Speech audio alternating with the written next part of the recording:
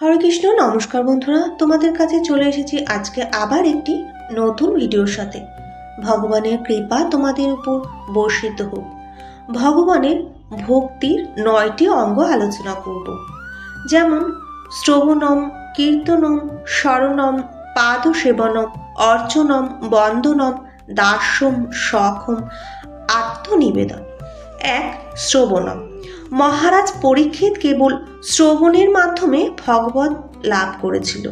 তিনি শ্রী শুকদেবের নিকট থেকে কেবলমাত্র 7 দিন শ্রীকৃষ্ণের মহিমা শুনেছিলেন। 2. কীর্তনম। শ্রী শুকদেব গোস্বামী এই গতি লাভ করেন তার পিতা মহান ঋষি ব্যাসদেবের নিকট থেকে লব্ধ করেছিলেন। ভগবত গুণ মহিমা অবিকৃতভাবে কীর্তনের মাধ্যমে। 3. মহারাজ প্রহ্লাদ ভগবানের শুদ্ধ ভক্ত দেবর্ষি নারদ মুনির উপদেশ অনুসারে সর্বদা অনুক্ষণ ভগবানের স্মরণের মাধ্যমে পরম গতি লাভ করেন। 4. পাদসেবনম। সৌভাগ্যের অধিষ্ঠাত্রী দেবী লক্ষ্মী দেবী কেবল এক স্থানে উপবেশন করে শ্রী নারায়ণের পদসেবা করে সাফল্য লাভ করেছিলেন। 5. অর্চনম। মহারাজ পৃথু কেবল ভগবানের পুজো করার মাধ্যমে সর্বোচ্চ সিদ্ধি প্রাপ্ত করেছিলেন। 6. বন্দনম। কেবল স্তবের দ্বারা ভগবানের বন্দনা করার মাধ্যমে অক্রুর পরম পদ প্রাপ্ত করেছিলেন। 7. দাস্যম। শ্রীরামচন্দ্রের সেবক মহান ভক্ত হনুমান কেবল ভগবানের আজ্ঞা পালনের মাধ্যমে পরম গতি লাভ করেছিলেন। 8. সক্ষম, অর্থাৎ ভগবানের সঙ্গে সখ্যতা স্থাপন করা। মহাবীর অর্জুন ভগবানের সঙ্গে সখ্যতা করার মাধ্যমে পূর্ণ সিদ্ধি অর্জন করেন। অত্যন্ত প্রীত হয়ে ভগবান অর্জুন ও অর্জুনের ভবিষ্যৎ অনুগামী মানুষদের জন্য ভগবত গীতার অমৃতময় জ্ঞান উপদেশ করেন। 9. আত্মনিবেদন।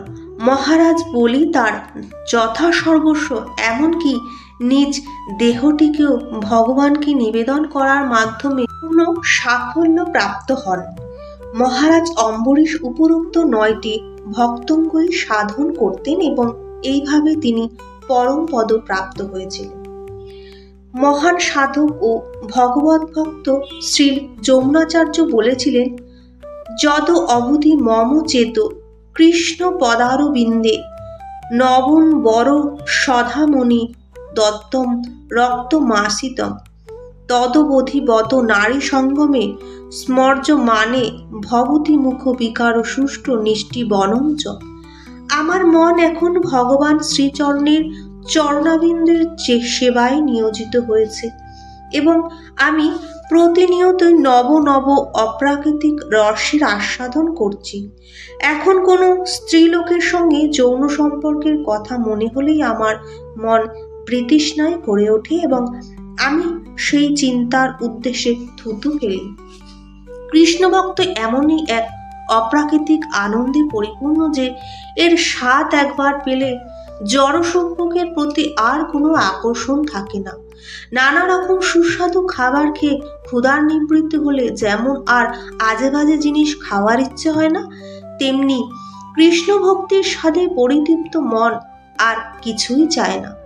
কৃষ্ণ ভক্তি আস্বাদন করার পর মন আপনা থেকেই শান্ত হয়ে যায় এবং কোনো অবস্থাতেই সে বিচলিত হয় না।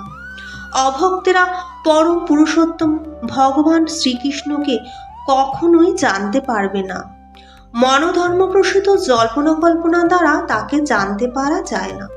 কেউ যদি পরম পুরুষোত্তম ভগবানকে জানতে চায় তাহলে তাকে শুদ্ধ ভক্তের তত্ত্বাবধানে শুদ্ধ ভক্তিযোগের পন্থা অবলম্বন করতে হবে। তা না হলে পরম পুরুষোত্তম ভগবান সম্বন্ধীয় তত্ত্বজ্ঞান তার কাছে সর্বদাই আচ্ছাদিত থেকে যাবে। ভগবত গীতায় বলা হয়েছে, নাহং প্রকাশ সর্বস্বং, তিনি সকলের কাছে প্রকাশিত হন না। কেবল পাণ্ডিত্যের দ্বারা অথবা মনোধর্মপ্রসূত জল্পনা কল্পনা দ্বারা সেই ভগবানকে জানতে পারে। কৃষ্ণ ভাবনাময় ভক্তিযোগে যিনি ভগবানের সেবায় নিজেকে নিযুক্ত করেছেন, তিনিই কেবল শ্রীকৃষ্ণের তত্ত্ব জানতে পারেন। এই জ্ঞান লাভের জন্য বিশ্ববিদ্যালয়ের কোনো ডিগ্রির প্রয়োজন হয় না।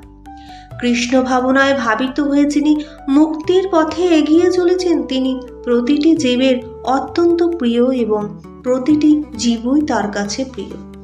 কৃষ্ণ ভাবনামৃত লাভ করার ফলে এটি সম্ভব। এই প্রকার ব্যক্তি ভগবান কৃষ্ণের থেকে ভিন্ন রূপে দেখবেন না। একটি গাছে যেরকম ডালপালা থাকে, যেমন গাছটি থেকে ভিন্ন নয়, তেমনি তিনিও দেখেন যে প্রতিটি জীবই ভগবান থেকে অভিন্ন। তিনি জানেন গাছের গোড়ায় জল দিলে যেমন সমস্ত গাছটি জল দেওয়া হয়, তেমনি উদরকে খাদ্য দিলে যেমন সমস্ত দেহটি খাদ্য দেওয়া হয়, তেমনি ভগবানের সেবা করলে সমস্ত জীবজগতেরই সেবা হয়ে যায়। এইভাবে শ্রীকৃষ্ণের দাসত্ব করার মাধ্যমে তিনি সকলেরই দাসত্ব করে চলেছেন। তাই তিনি সকলের প্রিয় এবং সকলেই তার অতি প্রিয়। ভগবান কৃষ্ণের কৃপা পেতে হলে অবশ্যই কমেন্টে হরে কৃষ্ণ লিখবেন, লাইক, শেয়ার, সাবস্ক্রাইব করে পাশে থাকবেন। পরের ভিডিও পাওয়ার জন্য অবশ্যই নোটিফিকেশন বেল আইকনটি প্রেস করে দেবেন। নমস্কার।